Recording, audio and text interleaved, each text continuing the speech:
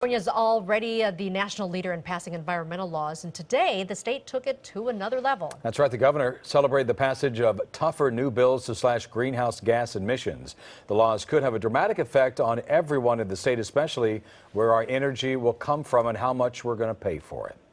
KCAL 9 political reporter Dave Bryan joins us now with all the late details. Dave. So it wasn't a shock, but it was a little surprising. This bill was in trouble, and I'm thinking there was some arm twisting going on in Sacramento. Environmentalists, lawmakers, and oil and gas companies fought tooth and nail over this one. In the end, Governor Jerry Brown got his way, and California will have the toughest greenhouse gas laws in the nation for 2 more decades. AB 197 and SB 32 make historic progress on climate change. At the state capitol, Governor Brown and leaders of the legislature took a victory lap after 2 controversial landmark climate change bills were passed by lawmakers.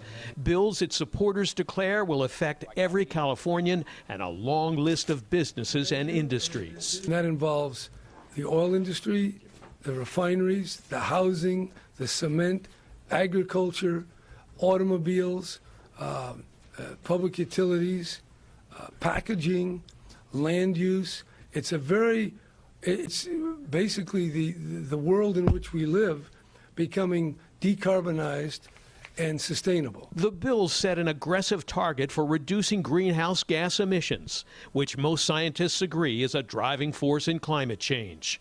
Reducing those emissions to 40% below the 1990 levels in the next 14 years. But the battle lines are drawn over whether the path laid out in these bills is the best way to proceed. We all want cleaner air. My own son has asthma. Of course, we want to improve our environment, but the question is at what cost? And the bills passed today are at the cost of hardworking middle-class families and driving more Californians into poverty, and that's a tragedy. But State Senate President Kevin De Leon told me the new laws will improve the health of Californians by cleaning the air and give the state economy a big boost. We're talking about economic growth and putting Californians to work. Jobs in the clean energy space, for example, whether it's solar, whether it is other types of renewables like wind, energy efficiency, electric vehicles. Nonetheless, critics charge a similar law passed a decade ago has been a disaster for jobs. It has led to thousands of people losing their jobs. And that's not just something I'm saying. That has been well documented. And so the question is, really, what policies do we need to drive forward that can clean our air, that can improve our environment, but without driving more people into poverty? Passing the climate change bills did not come easily. Even some Democrats charge that rich communities reap the benefits of the first climate change law and poor communities got too little too late.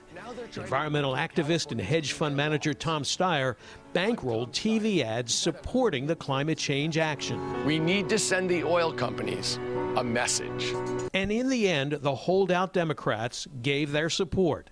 And that's what passed the new climate change bills. I represent a very high unemployed, high level of poverty, high economic health disparity region of California, and I believe that our move in this direction is going to help turn around the economic circumstances in our community. Now, one side note to this climate change debate, Governor Brown's dream of a bullet train may be in even greater danger now. He wanted big factories to pay billions each year into a state fund if they exceed his greenhouse gas limits, and a big chunk of that money was going to go to the controversial high-speed train. These bills today do not address this plan, and Brown still wants his train and says he's going to find another way to help pay for it. Yeah, so, Dave, what are the specifics of the emissions cuts, and how is it going to affect everybody? Well, that's the rub here, because that still has to be worked out, actually. To be announced is what they're saying. The California Air Resources Board now has to come up with ways to reduce pollution.